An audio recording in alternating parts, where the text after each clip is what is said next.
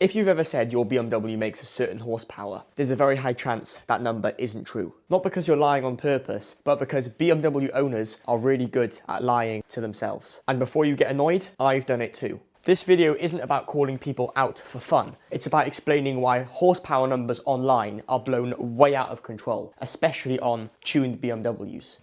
Because once you understand where these power figures come from, you'll never look at claimed power figures the same way again. And the biggest reason isn't anything to do with dynos or tunes, it's a little bit more awkward than that. Let's start with the most obvious one, the tuning on a car. Let's take the B58 for example. Stage 1, 400 horsepower. Stage 2, 420, 430. Stage 2 plus, 450 to 470 horsepower. Those figures I just mentioned, they're the best case scenario. And those figures, they're not what your car makes on a random Tuesday afternoon. And if you're thinking, yeah, mine definitely does, wait. Inside the car, this is where it gets dangerous. With these things on the screen right here. You see, those iDrive gauges, MHD estimates, data logging, they're a dangerous game because your BMW doesn't measure the horsepower, it estimates it. And that number changes on assumptions, not reality. So when somebody says, my car showed 440 horsepower, what they really meant to say is, their car guessed. On the iDrive screen, in my M240i, apparently this B58 makes 480 horsepower. And I can tell you now, it definitely does not.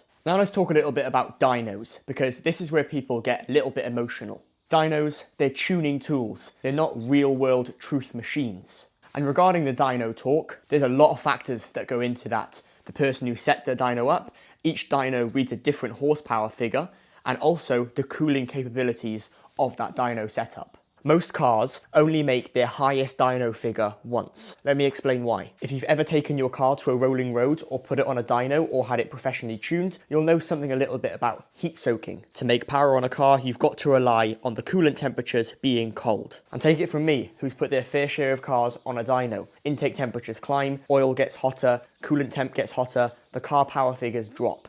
So unless you let the car cool down properly between each run, you're only going to make that one highest power figure one time. So that headline number, the highest number that you made on the dyno, that is the very best pull you had, not the average. But honestly, all of this isn't the main reason BMW owners lie about horsepower. This next part, it's the uncomfortable one. You see, real power isn't about peak numbers. Take today for example, it's 10 degrees Celsius outside. If I go on the motorway right now and do some pulls, the car is going to feel fast. If I drive around town for half an hour to an hour, those air intake temperatures are going to rise.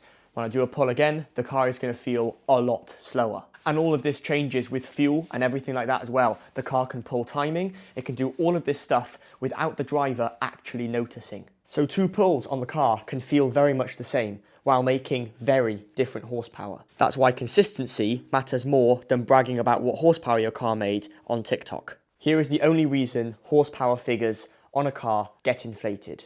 Ego. All people care about online is how much horsepower their car makes. People ask me all the time, how much horsepower does your car make? The new craze for horsepower on a car has just become a straight out bragging right online. People post about it in the forums, they post it on social media, they post it in my comment section. All people seem to care about is telling you how much horsepower their car makes. You'll probably see it online quite often. More so on TikTok, Instagram, etc.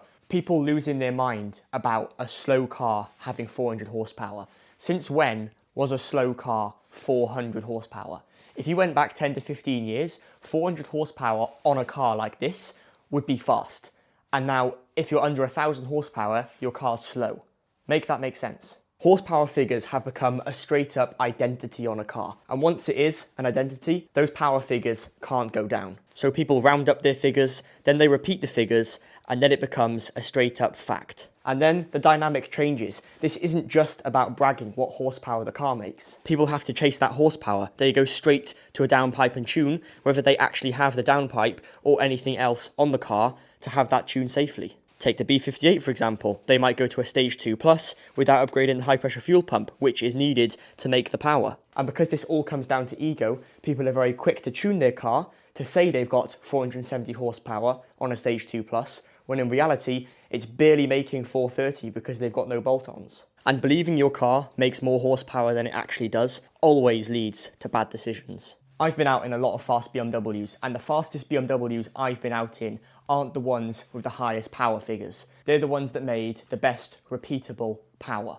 So maybe the flex isn't about horsepower. Maybe it's actually honesty. Because I'd rather somebody tell me online that they're running a stage 1 tune, producing 400 horsepower with all the bolt-ons, rather than saying they're stage 2 plus without any, and in reality they're making 430 horsepower. And while we are on the subject of talking about horsepower, what car does your car actually make? Because quite a few people actually get another misconception when it comes to horsepower, labelling fly horsepower compared to wheel horsepower. Now in the UK, we go off fly horsepower. So for example, when I had my M240i dynoed, it made 444-ish horsepower at the fly, which converts to something like 384 horsepower at the wheels itself. And while we are talking about horsepower on these cars, you guys have got to let me know, do you think the Polo being 330 horsepower at the fly or at the crank is going to beat the M240i with that making around 444 horsepower at the crank? Now a lot of you guys might comment, well, the M240i is going to win 100% because it's got a B58, but not necessarily, because we talked about power to weight. The M240i, with it being a much bigger car, is a lot heavier compared to the Polo. Now personally, I've driven both cars, so I have personal experience with driving both of them, and take it from me, they're both really fast cars. But I think on a nice dry day like today, if we line them up on a private road or a track and they both had maybe the same amount of fuel in the tanks, that way it's a fair race, I think the Polo is going to be pulling away on this thing. And I think truthfully that's going to upset quite a few of the BMW fanboys. Or maybe I'm completely wrong. Maybe this B58 will absolutely walk the Polo GTI and everything I've said is a complete lie. You'll have to let me know in the comments of what car you think is going to win. And then obviously stay tuned on the channel because I will run it. We'll see which car is faster, my Rice Polo GTI or my M240i. So let me know in the comment section, do you measure your car in wheel horsepower or fly horsepower?